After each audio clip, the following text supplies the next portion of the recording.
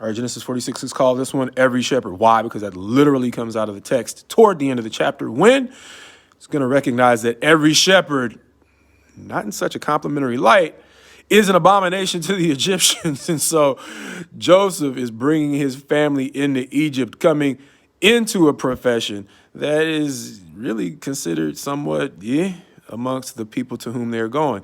And it makes Israel's concern at the beginning of the chapter seem even more legitimate, because at the beginning of the chapter, it seems like he's reluctant to go, even though he wants to see his son again. But God is going to appear to him after he makes a sacrifice, and God is going to let him know, don't fear, go forward. You're going to get to see your son, and you're going to be buried in your homeland, but you're going to get to spend your last years with your son, Joseph, and your family in the land of Goshen. And so going back to Goshen, part of the reason why Goshen was carved out for them is because their profession was considered to be, like we said, to the Egyptians. So they needed a place where they could be separate from the people who did not traditionally like what they done. And so understand this. Joseph, in contrast, is a prisoner who ends up leading the nation, who comes out of a family of shepherds. And so he, on at least two counts, is a person who, if he were not so keen in the salvation story of Egypt, would be somebody that they otherwise might look down on. What's the lesson for you? The things that you are doing right now, or the options that are in front of you, could involve either a profession that is not so glamorous or one that's extremely glamorous, but is a great fit in a fading trend. And so a lot of times we don't necessarily see what the future holds, but ultimately you need to understand that if your gifts and talents are in a certain place, you might want to think twice about putting your gifts and talents on the shelf in order to do a job that really takes you outside of your God-given abilities.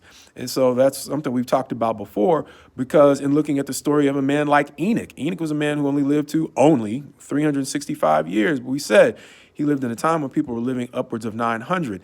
However, he was distinguished in his day, even though he was numerically an oddball, because he lived a life, pleasing to God, and he simply was no more. He didn't have to die because he lived a life that pleasing to God. See Joseph, a man who was an oddball amongst his brothers, a prisoner who was exalted after being a servant or a slave who was exalted. He was an oddball in each location. He was the least in each of those locations, but he turned that thing that was least into something that was cool.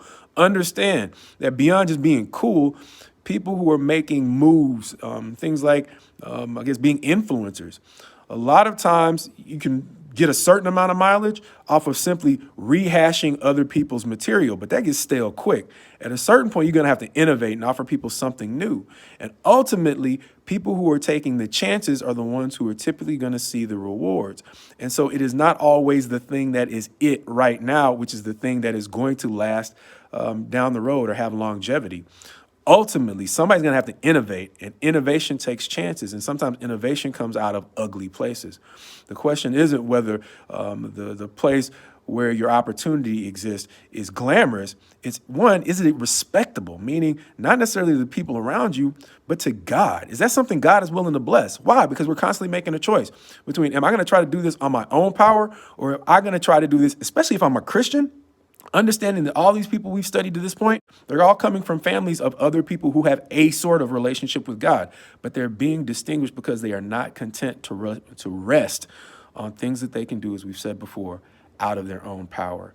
And so we're seeing people who God is using to set trends, meaning he is not using what is popular in Egypt to save Egypt. He's using a new thing, shepherds, the uncool thing, to basically show a new path forward into righteousness. And that's the linchpin, is what you are doing, a righteous expression of integrity and your true talents.